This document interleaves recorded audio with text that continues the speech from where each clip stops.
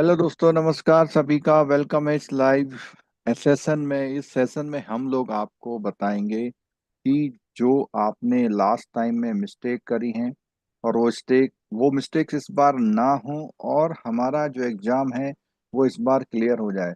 सबसे पहली बात, बहुत दावे से हम एक बात कह सकते हैं कि इस बार का जो एग्जाम है वो सबका निकल सकता है अगर उसने थोड़ी सी भी सिंसियरिटी दिखाई। सिंसियरिटी से मतलब है थोड़ा टाइम देना है। एग्जामिनेशन इतना बढ़िया शेड्यूल किया हुआ है कि अगर आप चाहें तो आराम से इस बार जेआईबी करके इंक्रीमेंट लेके अगले बार के एग्जाम में, जो कि मई जून में होने वाला है, उस एग्जाम में आप आराम से सीआईबी में बैठ सकते हैं। आपको बात ध्यान से सुननी है, क्या क्या बातें मैं बता रहा हूँ, जिससे आपको, जो मैं आपको बता रहा हूँ कि ऐसा चांसेस हैं, वो क्यों चांसेस इस बार बन रहे हैं, क्या खास बात है, उसको देख लेते हैं पहले। उसके बाद हम आगे बढ़ेंगे। आप सभी से रिक्वेस्ट है, इस सेशन को लाइक कर लीजिए, क्योंकि लाइक करेंगे तो आपको ये बार बार देखने में आएगा। और अगर कभी कभी देखना चाहते हैं तो आपकी मर्जी है, लेकिन अगर आप उसे प्रॉपर देखना चाहते हैं तो आप देखिए। देखिए दोस्तों, ये मैंने आईआईबीएफ की वेबसाइट खोली है। ये आईआईबीएफ की ऑफिशियल वेबसाइट है। यहाँ इसका एड्रेस दिखा रहा iibf.org.in। अगर आप इसके अलावा कोई भी वेबसाइट खोलते हैं तो उसकी अथेंटिसिटी नहीं होती है। इसकी ओरिजिनल वेबसाइट का नाम है आईआईबीएफ। ठीक है। इस वेबसाइट पे जब नीचे जाते हैं तो एग्जाम एंड कोर्स का एक छोटा सा बॉक्स आता है।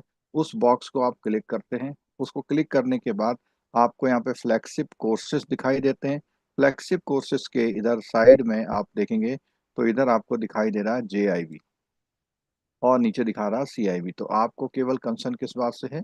जेआईबी से है। जेआईबी में जब आप जाएंगे तो नो मोर में जाएंगे। अप्लाई नाउ का जो लिंक है वो बाद में खुलता है। और नो मोर में जाएंगे। नो मोर में जब जाएंगे तो ये वेबसाइट कुछ इस तरह से खुलेगी। देखिए, ये सबसे पहला स्टेप है। अगर आप अपने सिलेबस को नहीं जानते, अपने एग्जाम शेड्यूल को नहीं जानते, अपने एग्जामिनेशन की डेट्स रजिस्ट्रेशन को नहीं जानते, तो इसका मतलब आप सिंसियर नहीं है। ठीक है। यहाँ पर दो चीजें, दो डेट दे रखी है, फरवरी एंड अगस्त। अब यहाँ पे एग्जामिनेशन से कंफ्यूज नहीं होना है, ये है रजिस्ट्रेशन पीरियड। एक फरवरी में जो हो चुका है, हमें मतलब है कौन से वाले से? अगस्त में। यानी आपका एग्जामिनेशन का जो रजिस्ट्रेशन होगा वो 1 अगस्त से स्टार्ट होगा। और अगर आप थोड़ा भूल गए हैं तो उस कंडीशन में आपको विद पेनल्टी, 100 रुपी की पेनल्टी के साथ होगा। अगर उसके बाद भी भूल गए हैं तो 15 अगस्त से आपका ये चालू हो सकता है। ठीक है। तो दोस्तों, यहाँ बात की जा रही है कि जो आपका एग्जाम है, एग्जाम में सिंसियरिटी के लिए जो हमने इम्पोर्टेंट बातें बताई कि आपका एग्जाम कब है, एग्जाम का रजिस्ट्रेशन कब होगा, सबसे बड़ी बात है एग्जाम का शेड्यूल क्या है। और उसके बाद हम बात करेंगे एग्जाम के सिलेबस की। तो सबसे पहले हम लेके आ रहे हैं आपके लिए कि जो हमारी बेसिक डेट्स थी वो डेट्स हमने बता दी आपको। वो बेसिक डेट्स तो हमारी कौन कौन सी हैं? वो है 1 जनवरी, वो 1 अगस्त से 2026। ये हम बात कर रहे हैं आपके नवंबर एग्जाम के बारे में। ठीक है। अब बात आती है दोस्तों यहाँ पे सेकंड 100 रुपये वाला, थर्ड है 200 रुपये वाला, यानी 21 अगस्त तक। आमतौर पर रिक्वेस्ट हम लोग करते हैं कि आप पहले ही अटेम्प्ट में इसको अप्लाई करें, क्योंकि अगर आप पहले ही अटेम्प्ट में अप्लाई करेंगे तो ही आपके चांसेस हैं कि आप सही सेंटर वगैरह जो होता है आपका वो मिल पाएगा। सेंटर वगैरह भी सही तभी मिल पाता है जब आप सही टाइम पे अप्लाई करते हैं। ठीक है दोस्तों। अब मैं क्यों कह रहा हूं कि इस बार का जैसा मौका कभी नहीं आएगा? क्यों दोस्तों ऐसा बोल रहे हैं? आप देखिए, जब भी आपने एग्जाम दिया है, हर एग्जाम में जो आपका ए ए एफ बी का पेपर, जो आपका अकाउंटिंग वाला पेपर है, वो हमेशा नेक टू नेक फंसता है। और हर बार आपके साथ प्रॉब्लम क्या आती है कि आप टाइम नहीं दे पाते। इस बार इस प्रॉब्लम से छुटकारा मिल गया है दोस्तों। क्या मिला है? देखिए, पहला एग्जाम जो इंडियन इकोनॉमी का है वो है आपका 1 नवंबर को। पहला एग्जाम आपका मिल रहा है 1 नवंबर को। ठीक हो गया। दूसरा एग्जाम मिल रहा है 22 नवंबर को। आपको पूरे पूरे 21 डेज। कभी ऐसा हुआ है कभी भी जेआईबी सीआईबी के इतिहास में किसी दो पेपर में 21 दिन का गैप आपको कभी नहीं मिला? ये है गैप आपका पीपीबी के लिए। अब बात आती है next paper, accounting and financial management for banker, AFMB का इस एग्जाम की खासियत पिछले कुछ सालों से लगातार ये आती रही है कि आपका ये पेपर हमेशा एक दिन बाद पड़ जाता था। किसके? PPB के। एक दिन बाद हमेशा ऐसा होता रहा है और आपको रिवीजन नहीं मिलता। इसका बिल्कुल रियलिटी आपको पता है जो मैं बता रहा हूँ। जो लोग सिंसियर हैं, एग्जाम देते हैं, उन्हें ये बात पता है कि ऐसा कब कब होता रहा है। ठीक है। अब बात करते हैं दोस्तों कि जब ये एग्जाम में ऐसा शेड्यूल आ गया तो इसके बेनिफिट और क्या क्या आपको हो सकते हैं। तो पहला बेनिफिट तो हम देख पा रहे हैं। क्या बेनिफिट है? कि आपको टाइम इतना मिल रहा है प्रॉपर। तो पहला पेपर 1 नवंबर को इंडियन इकोनॉमी का, सेकंड पेपर 22 को, 21 डेज के बाद है। थर्ड पेपर है 28 को, यहाँ पर भी आपको 6 डेज मिल रहे हैं। और ये AFM का पेपर है। ठीक है। यहाँ तक तो आ गई कितनी अच्छी बात। अब बात आता है दोस्तों, एक पेपर IIBF को करना ही है कोई ना कोई, जो लगातार कॉन्जिक्यूटिव सैटरडे संडे होगा। वो इस बार आ गया रिटेल बैंकिंग का। अब क्या करेंगे हम? आपको मालूम है दोस्तों, रिटेल बैंकिंग में कम से कम कुछ भी नहीं तो 50% से 60% आपका प्रिंसिपल वाले पेपर से शिफ्ट होता है। यहाँ पर कॉन्सेप्चुअली आपको अलर्ट होना पड़ता है। वहाँ पर जो इलेक्ट्रॉनिक चैनल है, डिजिटल चैनल है, कुछ रिकवरी के लॉ हैं, और प्रोडक्ट्स की बात करें, डिपॉजिट के, एडवांसेस की, वो यहाँ पर आता है। तो आप खुद बताएं, क्या ऐसा मौका कभी आएगा? कभी नहीं आएगा। आपका 1 जनवरी या जनवरी के मंथ की जो सैलरी होगी वो +1 इंक्रीमेंट के साथ होने वाली है। आपकी सैलरी होने वाली है। अगर आप इस बातों को सुन रहे हैं तो, और सुनने के बाद आप फॉलो भी कर रहे हैं तो। अगर आप ना सुन रहे हैं ना फॉलो कर रहे हैं तो इसका तो कोई इलाज फिर हमारे पास किसी के पास नहीं है। और यहाँ तक कि आपके पास भी इसका इलाज फिर नहीं होगा। इतनी बातों में अगर आपको कुछ भी पूछना है तो आप पूछ सकते हैं। इतनी बातों में आपको कुछ भी पूछना है, कोई भी डाउट है, किसी भी तरह का डाउट है, तो आप यहाँ पर पूछ सकते हैं।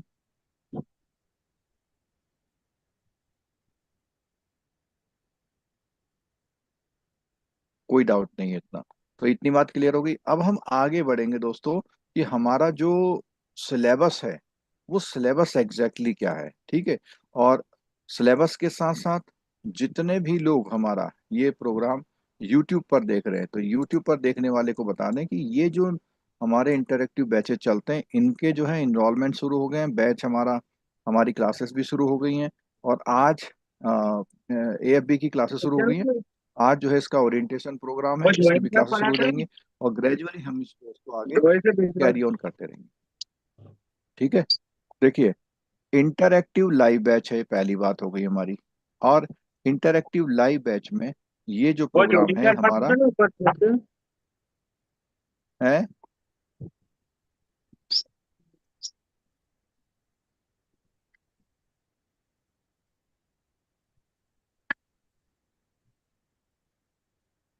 आपकी अभी आवाज नहीं आ रही है। मैं बाद में आपकी क्वेरी लेता हूँ। ठीक है।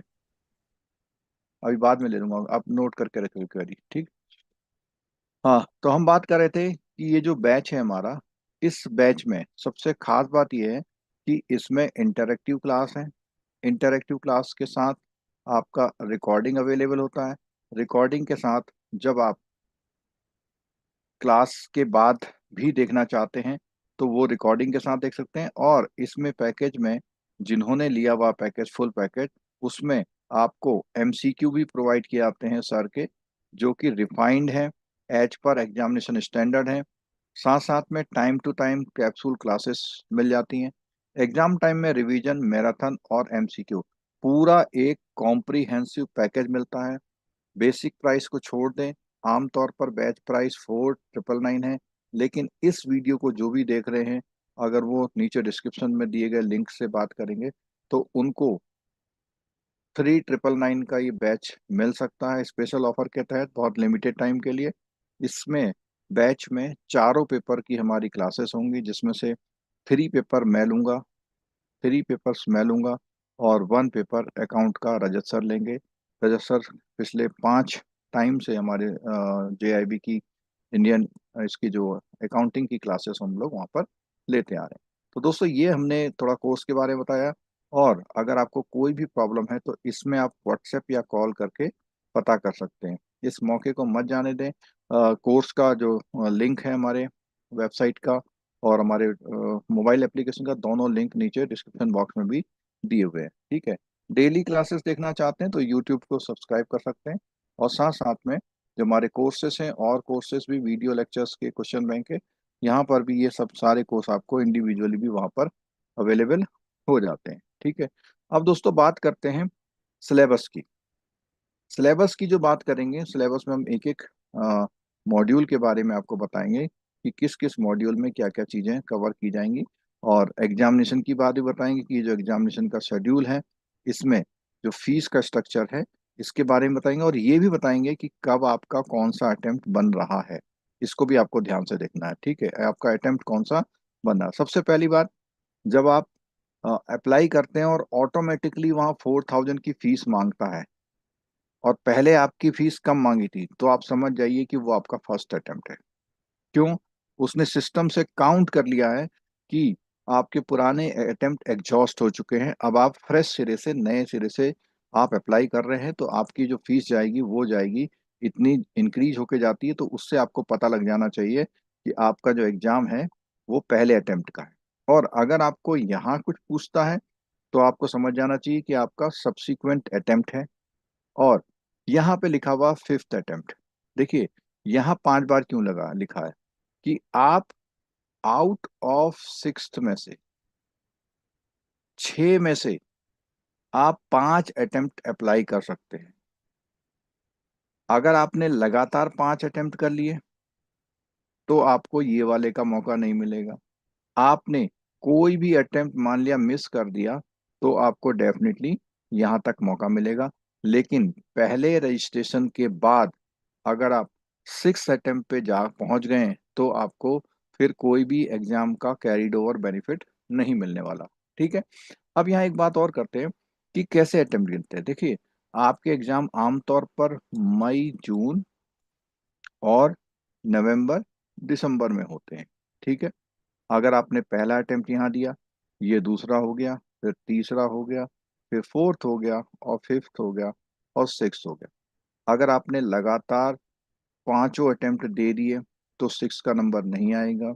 अगर आपने एक भी मिस किया है तो नंबर शिफ्ट होके ऐसे हो जाएगा। और अब जब हमारा मई 23 में शुरू हुआ था, मई 23 में शुरू हुआ था, 23 के दो, 24 के दो, 25 के दो, 26 का एक हो गया। तो यहाँ पर कैरीड ओवर जिनके पेपर हुए थे वो चांसेस अब बिल्कुल खत्म हो गए। क्यों? क्योंकि वो कैरीड ओवर केवल 3 अटेम्प्ट तक मिले थे। अब आपका सबका फ्रेश है। इसके लिए आप अपने लॉगिन पे जाके, आपको वहां पे पेमेंट की डिटेल आती, उससे आप पता लगा सकते हैं कि कब कब आपका रहा है। ठीक है, ये बात हो गई। अब बात आती है पासिंग क्राइटेरिया क्या है। पासिंग क्राइटेरिया में आपका क्या रहता है कि 50+ करके आपका वो होता है। मतलब आपके जो पेपर्स हैं वो 45 45 45 है। अगर आपके 45 45 45 सब में आ गए तो नहीं चलेगा, क्योंकि आपको टोटल तो 200 मार्क्स लाने रहेंगे। ठीक है, ये हो गया।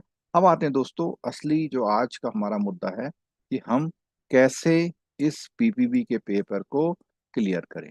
पीपीबी के पेपर को कैसे क्लियर करें? तो पीपी के पेपर क्लियर करने के लिए बहुत सिंपल सी बात है कि आपको पहले कहाँ जाना है, सिलेबस देखना है। सिलेबस में आते हैं हम लोग, पीपीबी का सिलेबस देखते हैं। और पीपीबी का जो सिलेबस है वो हमारा दो चीज़ों पर डिपेंड करता है कि जब भी हम एग्जाम देने जाएं तो पीपीबी के सिलेबस में जो हमारा उसका पेपर है, ये रिटेल वाला, रिटेल वाला भी यहाँ पर काफ़ी रिजेंबल होता है। तो ये मैंने इसकी डिटेल्स जो गाइडलाइन है वो ऐड कर ली हैं, और ये जो गाइडलाइन है, इन गाइडलाइन के बेसिस पे हम एक एक मॉड्यूल को लेके चलेंगे, और मॉड्यूल से उस मॉड्यूल से एक एक पेपर को हम लोग कवर करते चलेंगे, जिससे क्या होगा, हमारी एक एक स्ट्रेटेजी क्लियर हो जाएगी। हमारी एक एक स्ट्रेटेजी क्या हो जाएगी, क्लियर हो जाएगी। ठीक है। ये आपके सामने स्क्रीन पर ये हमारा पूरा सिलेबस का स्ट्रक्चर आ गया है। इस स्ट्रक्चर, और आपको पता होना चाहिए कि ये नई एडिशन की बुक्स लेनी है आपने, नई एडिशन की बुक्स ही यूज़ कीजिएगा, पुराने एडिशन की बुक्स यूज़ मत करिएगा। 26 का एडिशन है। और अभी हम जो हमारे ओल्ड स्टूडेंट हैं उनको ये बता देंगे कि कौन सी बुक्स में कोई चेंजेस हुए हैं या नहीं हुए हैं। तो अभी आप पुराने स्टूडेंट बिल्कुल बुक अभी जल्दी मत लीजिएगा, हम कोशिश करेंगे आपको बता देंगे कि कहाँ कहाँ चेंजेस हुए हैं। ठीक है, चलिए। तो ये हमारे चारों पेपर है, लेकिन अभी हम बात करेंगे किसकी, सिर्फ और सिर्फ पीपीबी के पेपर की बात करेंगे। सेकंड पेपर है 22 नवंबर को इसका पेपर होना है। ठीक है, यहाँ पर आइए, ये है हमारा पीपीबी का पहला module, principal and practices for principal and practices of banking. Principal and practices of banking, इसमें खास बात क्या है कि अब यहाँ पे दो वर्ड लिखे हुए हैं, प्रिंसिपल एंड प्रैक्टिसेस। प्रिंसिपल जिन पर बैंकिंग बेस्ड है, प्रैक्टिसेस जो हम थोड़े मोड़े बदलाव कर लेते हैं। तो एक प्रिंसिपल है, एक प्रैक्टिस है। इसके बाद भी आता लॉ, इसके बाद भी आता रेगुलेशन। ये सब चीजें मिलकर और आते हैं कोड्स, स्टैंडर्ड। इन सब चीजों से मिलके हम लोग अपनी बैंकिंग करते हैं। ठीक है, इन सब चीजों से मिलके हम लोग बैंकिंग कर रहे हैं। अब जब हम बैंकिंग कर रहे हैं तो सबसे पहला मॉड्यूल आता है जनरल बैंकिंग ऑपरेशन, यानी आम तौर पर जब हम बैंक में हैं तो क्या क्या खास चीजें हमें देखने सुनने को मिलती रहती हैं, क्या क्या खास चीजें देखने सुनने को मिलती रहती हैं। ठीक है, तो इसमें अगर हम बात करते हैं, सबसे पहले है बैंक कस्टमर रिलेशन, यानी आप बैंक समझेंगे कि किसको बैंक कहते हैं, कौन बैंक कस्टमर है, और रिलेशनशिप क्या है, ये सब समझेंगे। और यहाँ तक कि डिफरेंट डिपॉजिट प्रोडक्ट और सर्विसेज भी बताना। तो ये ऑटोमेटिकली रिटेल बैंकिंग से कनेक्ट हो जाता है, क्योंकि ये रिटेल बैंकिंग के पार्ट जाता है। फिर है AML KYC guideline. AML KYC guideline, यहाँ एएमएल केवाईसी गाइडलाइन में जितना हमारा पीएमएलए का प्रोसेस है, पीएमएलए ने हमको जो भी ऑपरेशनल एस्पेक्ट बताए वो सब कुछ करते हैं। और ये जो है 2 से 3 मार्क्स के क्वेश्चन दे के जाता है। ये वाला पहला वाला 1 मार्क्स का क्वेश्चन दे सकता है मैक्सिमम मैक्सिमम। और जो पुराने लोग हैं वो बताते भी सकते हैं कि यहाँ यहाँ से कोई क्वेश्चन आए थे या नहीं आए थे। ठीक है, ओपनिंग ऑफ वेरियस अकाउंट, ये आपकी प्रैक्टिकल बैंकिंग, जो लोग बैंक में डेली अकाउंट वगैरह खोलते हैं उनके लिए। लेकिन इसमें आपको थ्योरेटिकल पढ़ना है, आप प्रैक्टिस में क्या करते हैं अलग बात है, थ्योरी में क्या क्या रखा है ये हमें देखना है। डिपॉजिट अकाउंट कैसे ऑपरेट करते हैं, और कैश क्लियरिंग कलेक्शन की ऑपरेशन कैसे करते हैं। उसके बाद है बैंक स्पेशल रिलेशनशिप, जो कि again bank special relationship again ये हमारे पहले वाले चैप्टर से कनेक्ट हो जाती है। फिर यहाँ पे 3 टॉपिक आते हैं आपके पास, फॉरेन एक्सचेंज का, operational aspect of NRI business, और foreign currency account and for resident and other aspect. ये तीनों चैप्टर आपको 4 to 5 मार्क्स देते हैं। और इसका सबसे बड़ा फायदा ये आपको बहुत करने हैं। क्यों? क्योंकि ये आपको पैरेलल CAIIB के साथ आपके प्रमोशनल एग्जाम में भी हेल्पफुल रहते हैं, इनको मिस नहीं करना है आपने। ठीक है, क्या बोला मैंने कि जो ये आपके फॉरेन एक्सचेंज वाले तीनों यूनिट हैं, इन तीनों यूनिट को आपको प्रॉपर करना है। ये आपको मैंने बताया कि CIB में भी हेल्प करते हैं, साथ साथ आपको यहाँ पे। ठीक है, अभी जितने भी लोग यहाँ क्लास में जुड़े हैं, मैं सब लोगों से बात भी करूंगा इंडिविजुअल। पहले एक बार ये कर लें, क्योंकि जब तक आप में मोटिवेशन नहीं होगा तब तक आप कुछ नहीं पढ़ते हैं, मुझे पता है। मुझे 18 साल हो गए JIB से अभी क्लास लेते हुए। ठीक है, cash management services and its importance, यानी कैश के बारे में। अब यहाँ पर ये 3 चैप्टर ऐसे आते हैं जो आपके प्रमोशनल एग्जाम में और साथ साथ में CAIIB में, BRBL में, CIB में और BRBL में रहते हैं। यानी नेगोशिएबल इंस्ट्रूमेंट के अंतर्गत हम लोग पेमेंट कलेक्शन चेक होते क्या हैं, और क्या क्या रूल्स हैं कलेक्शन के, क्या प्रोटेक्शन है, सब इसमें शामिल हो जाता है। और आपका है रेस्पॉन्सिबिलिटी ऑफ पेइंग बैंक और रेस्पॉन्सिबिलिटी कलेक्टिंग बैंक, यानी कुल मिलाकर के नेगोशिएबल इंस्ट्रूमेंट की डीलिंग का पूरा कच्चा चिट्ठा यहाँ पर मिल जाता है। एंसिलरी सर्विस, कुछ बैंक में रेमिटेंस वगैरह की सर्विसेज होती हैं। Financial inclusion and financial literacy है इसमें आपका, और कस्टमर सर्विस गाइडलाइन है। ठीक है, ये बहुत सिंपल सिंपल टॉपिक है, एक रीडिंग आपको अच्छा बना सकती है इसमें। ड्यूटीज और बैंकर कस्टमर राइट क्या है। अब जैसे ही कस्टमर राइट की बात आती है, इमीडिएटली आपके पास ओम्बड्समैन स्कीम आ जाती है। यहाँ से भी 1 या 2 क्वेश्चन मिलता है। कंज्यूमर प्रोटेक्शन एक्ट, देखो जो भी चैप्टर है तो 1 मार्क्स तो डिजर्व करता ही है, लेकिन थोड़ा सा लंबा है तो 2 मार्क्स का आता है। आरटीआई एक्ट का 1 से 2 है।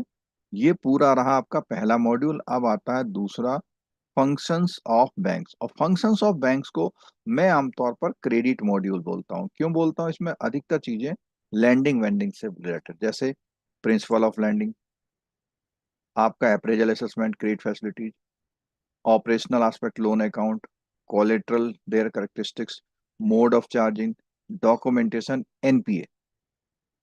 यहाँ तक तो हो गया आपका पूरा लोन का सेक्शन। यहाँ शुरू हो जाता है लॉ का, वो भी लोन से कनेक्टेड है। और अब यहाँ पे कुछ और फंक्शन है, जैसे कुछ कॉन्ट्रैक्ट है, इंडेमनिटी, गारंटी, बैंक अकाउंट। अभी आपको एक बात और बता दें, आपके में कुछ और कॉन्ट्रैक्ट भी है, कॉन्ट्रैक्ट ऑफ एजेंसी भी है। ठीक है, तो contract of agency, contract of guarantee, contract of indemnity, ये सारे कॉन्ट्रैक्ट जब हम इस वाले चैप्टर को पढ़ते हैं, ये वाले को रिलेटिंग टू द, सॉरी, ये टाइप ऑफ कोलेटरल वाले में पढ़ते हैं, तो वहां पर हमारा जब हम कोलेटरल को पढ़ते हैं, तो मोड ऑफ चार्जिंग में यहाँ लिखा हुआ देखो, इसेंशियल कॉन्ट्रैक्ट, कॉन्ट्रैक्ट एक्ट क्या होता है, और कॉन्ट्रैक्ट ऑफ एजेंसी क्या होता है, कॉन्ट्रैक्ट ऑफ बेलमेंट क्या होता है। तो ये तीनों कॉन्ट्रैक्ट यहाँ पर दिए हुए हैं। और ये सारे कॉन्ट्रैक्ट पैरेलल आपको BRBL जो कि CAIB में मदद करेगा। इसलिए जितने टॉपिक कॉमन हैं, जितने टॉपिक आपके प्रमोशन में काम आते हैं, उन टॉपिक को बहुत अच्छा पढ़िए, उसको आपको ड्यूअल बेनिफिट देते हैं। ठीक है, अब बात आती है, ये सारे कॉन्ट्रैक्ट हो गए। फिर यहाँ पे एक LC का चैप्टर है, जो अगेन CIB में भी इंपॉर्टेंट है, यहाँ पर भी इंपॉर्टेंट है, कभी 2 से 3 मार्क्स दे जाता है। फिर यहाँ पे गारंटी, यानी कि जो no off balance sheet item होते हैं, बिल फाइनेंसिंग के सिस्टम को बताता है यहाँ पे। यहाँ पर एक है पर्टिकुलर इन लोन्स के बारे में, ये पैरेलली जो आपका RBWM है वहां पर इंपॉर्टेंट है, और इसी तरह पैरेलली ये भी आपका RBWM में इंपॉर्टेंट है।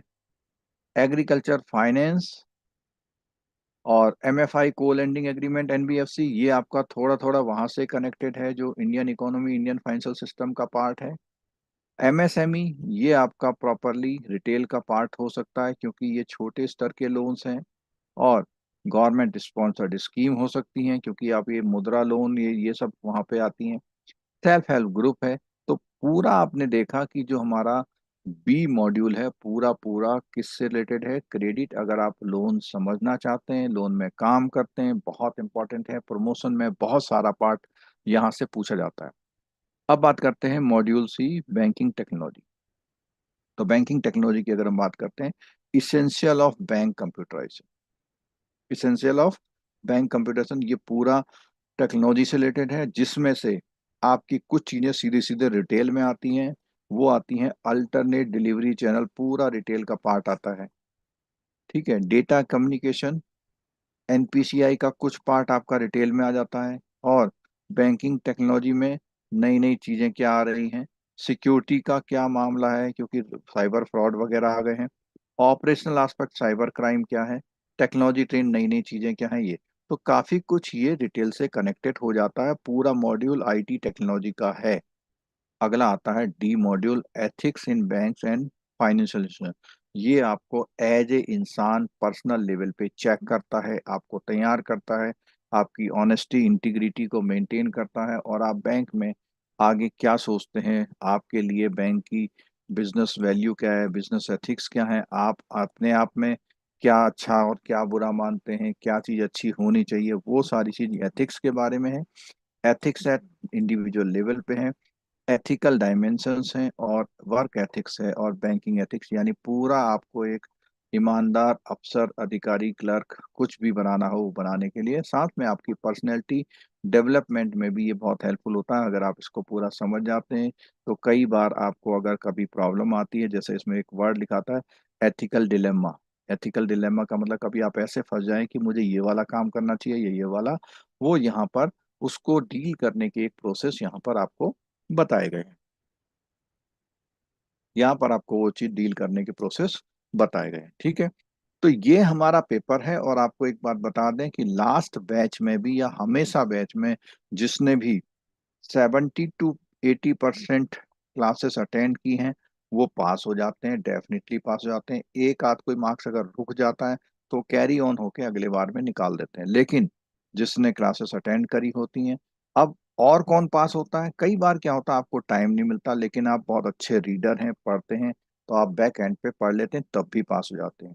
और कोई भी अगर ऐसा सोचे कि मैं एक वीक पढ़ के जाऊंगा तब पास हो जाऊंगा, तो अगर आप ऐसा सोच रहे हैं तो बहुत गलत सोच रहे हैं। और सबसे बड़ी बात है, इस बार का जैसा मौका आपको कभी भी नहीं मिलने वाला, ये मैं कई बार कह चुका हूं। और ऑथेंटिकेटेड बेसिस पे मैं ये बात आपसे कह रहा हूँ कि ये जो मैं बात है आपको बोल रहा हूँ, ये ऑथेंटिकेटेड बेसिस पे बोल रहा हूँ। तो इसीलिए आप इस बार किसी भी तरह का वो ना करें, किसी भी तरह ऐसा ना सोचें कि भाई मैं इस बार जो है ये नहीं करता हूँ, वो नहीं करता हूँ, ये चीज़ बिल्कुल ना करें। पेपर हमने बता दिया कि पेपर का सबसे जो इम्पोर्टेंट पार्ट है वो बी मॉड्यूल है। सबसे इम्पोर्टेंट पार्ट जो है 25 से 35 मार्क्स तक देता है आपको। ठीक है। उसके बाद ए मॉड्यूल है, और अपने आप में सी मॉड्यूल कुछ थोड़ा सा कम वेटेज रखता है, और डी मॉड्यूल वही 20 से 25 का वेटेज रखता है। तो ए और बी जिसने बढ़िया तरीके से किया हुआ है उनका भी पेपर पास हो सकता है। लेकिन इस बार आपको मौका मिल रहा है कितने? 21 डेज का। ये 21 डेज अपने आप में पूरे जेआईबी को क्लियर करने के लिए काफी होते हैं, अगर आप तैयारी करते हैं तो। अब बात आती है दोस्तों कि आप टाइम कितना दें, कितना टाइम दें। जो आपको टाइम प्रॉपर देखिए, अभी स्टार्टिंग में हमारे एक पेपर की क्लास होगी, करीब डेली एक एक पेपर की क्लास होगी। ये सिलसिला चलेगा करीब 20 डेज तक। उसके बाद आपकी क्लासेस दो हो जाएंगी, ये सिलसिला चलेगा लगभग 1 महीने तक। उसके बाद आपकी 3 क्लासेस हो जाएंगी, ये सिलसिला चलेगा लगभग 60 डेज तक। ठीक है। तो आम तौर पर एक क्लास के लिए आपको 30 से 45 मिनट स्पेयर करने होते हैं। ठीक है। आप ऐसा भी कर देखो, आप हैं घर में फ्री, मतलब फ्री का मतलब है कि आप घर में हैं, आपने क्या ड्रेस पहन रखी है, आप खाना खा रहे हैं, आप कोई काम कर रहे हैं, सब चल सकता है, केवल आपको वीडियो और आवाज सुननी है। ठीक है। तो ऐसा आप आराम से कर सकते हैं, और ऐसा कोई नहीं कर सकता तो वो जेआईबी करने का सपना छोड़ दे। इसका नाम है नो एक्सक्यूज। क्यों? आप 30 मिनट, ये 30 से 45 में कोर जो टीचिंग होती है वो 30 मिनट की होती है कोर, बल्कि 30 मिनट से भी कभी 2-3 मिनट कम ही रहते हैं। आप 30 मिनट नहीं निकाल पा रहे। ठीक है। आगे चल के आपको 60 मिनट निकालने हैं, आगे चल के आपको 90 मिनट निकालने हैं। ठीक है। अगर मैं बात करूं, ये हमारा जून का महीना है, ये हमारा जुलाई का महीना है, ये हमारा अगस्त का महीना है, और सितंबर का भी ऐसे ही चलेगा। आपके पास अक्टूबर का आता है, आप एमसीक्यू कर सकते हैं, रिवीजन कर सकते हैं, अपना नोट्स को वो कर सकते हैं। क्वेश्चन आता है, नोट्स बनाने नहीं बनाते, उसके दो तरीके हैं। एक तो तरीका, बहुत अच्छा लिखना पसंद करते हैं तो नोट्स बनाइए, अदरवाइज एक तरीका और है कि आप केवल बुक में अंडरलाइन करना सीख लें, जहां बताया जा रहा है, जिस चैप्टर को पढ़ाया जा रहा है। एडिशनल पेपर यूज करें, साथ में कहीं लिखना है पेपर में लिख के वहीं फंसा दें। ये भी एक तरीका आपका हो सकता है पढ़ने का। ठीक है। जहां बोला जा रहा है ये टॉपिक इंपॉर्टेंट है तो इम्पोर्टेंट है, पढ़ना पड़ेगा। और आरबीआई के बहुत सारे जो सर्कुलर्स हैं चेंज हो रहे हैं, बहुत बदलाव आने के चांसेस हैं, तो इन सब बातों को ध्यान में रखते हुए आपको आगे बढ़ना है। एक बार जितने भी लोग हमारे इससे जुड़े हुए हैं यूट्यूब से, उनको एक बार और बता दें कि भाई ये जो बैच है इसको अगर आप ज्वाइन करना चाहते हैं तो इसमें आज की तारीख में इसमें 1000 का एक स्पेशल डिस्काउंट ऑफर चल रहा है। लिंक नीचे डिस्क्रिप्शन बॉक्स में दिया है, या अगर आप नहीं एक्सेस कर पा रहे हैं तो इस फ़ोन नंबर पे भी अप्लाई कर सकते हैं। ठीक है। तो ये मैं करता हूँ। और जो यूट्यूब पर देख रहे हैं, यूट्यूब पे मैं एक बार देख लेता हूँ, जितने भी लोग यूट्यूब पर देख रहे हैं उनकी कोई क्वेरीज हो तो वो वहाँ पे पूछ सकते हैं, एनी क्वेरी। ठीक। तो दोस्तों ये हमने पूरा, थोड़ा बेसिक हमने पूरा एग्जाम के बारे में और पीपीबी की स्ट्रेटजी, अगर आपने पूरी बातें सुनी तो डेफिनेटली हेल्प आउट करती हैं, और आपको एक प्रॉपर तैयारी का एक सिस्टम देती हैं, एक मौका देती हैं जिससे आप पूरी प्रॉपर तैयारी कर पाएं। ठीक है। अब मैं आप लोगों की जो क्वेरीज हैं वो क्वेरीज लूंगा। और बाकी जो लोग जिन्होंने सुन लिया वो चाहें तो क्लास को छोड़ सकते हैं। बाकी जो पेड स्टूडेंट है वो क्लास में बने रहें। अभी मुझे कुछ आपसे बात करनी है।